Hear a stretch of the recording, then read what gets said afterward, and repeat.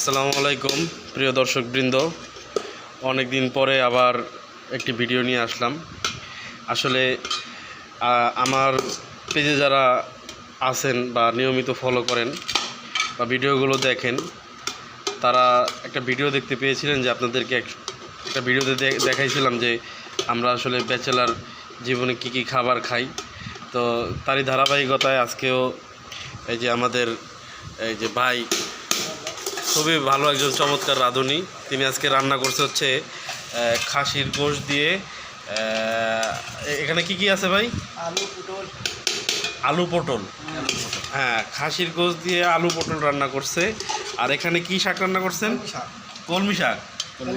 হ্যাঁ, কলমি শাক রান্না করছে। তো এই যে আমাদের সুজন ভাই সবাইকে করলো, খেদমত করলো আর কি। তো দেখতে পাচ্ছেন এখানে আমাদের আজকে রাতের খাবার। আমরা আসলে ব্যাচেলার জীবনে এগুলোই খাই। তো যারা ব্যাচেলার লাইফে আছেন তারা অবশ্যই আমাদের এই বিষয়গুলো খুব উপলব্ধি করতে পারবেন। তো এখন আমি কলমি শাক দিয়ে খাবার শুরু করতেছি। তো ভালোই লাগে ব্যাচেলার জীবনের খানাপিনা। আসলে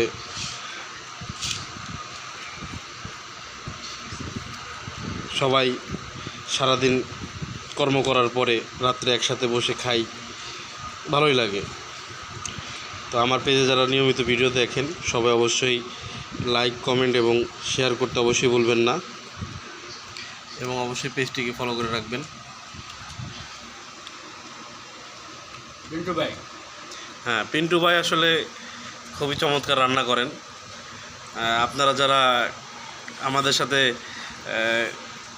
খাইতে ইচ্ছুক তাদের জন্য অবশ্যই দাওয়াত থাকবে, অবশ্যই আসবেন। হ্যাঁ, অবশ্যই কমেন্টে জানাবেন। একদিন আসলে এই যে পিন্টু ভাইয়ের হাতের রান্না করা খাবার আপনাদের জন্য সকলের দাওয়াত রইল। হ্যাঁ, সবাই আসবেন। কি বলেন পিন্টু ভাই, খাওয়াবেন না সবাইকে, আমার দর্শকদেরকে? যাক, আসলে পিন্টু ভাই খুবই চমৎকার একজন মনের মানুষ।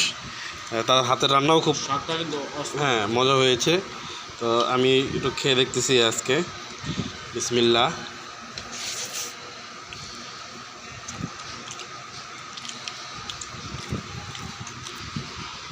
সত্যি অসাধারণ ভাই, অসাধারণ রান্না হয়েছে।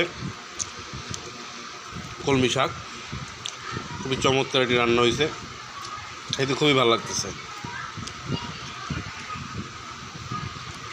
তো প্রিয় দর্শকবৃন্দ, হ্যাঁ হ্যাঁ,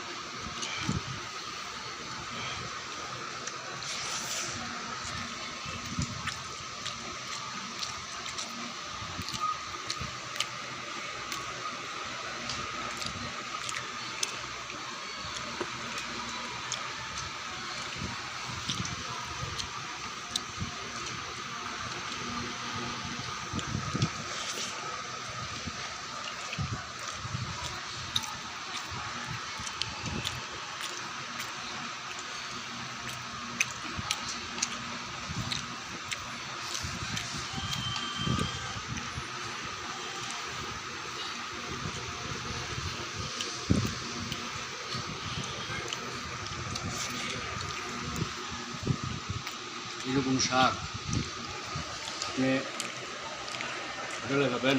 না না না, হোটেলের খাবারে এরকম সব পাওয়া যাবে না, কখনো পাওয়া যাবে না।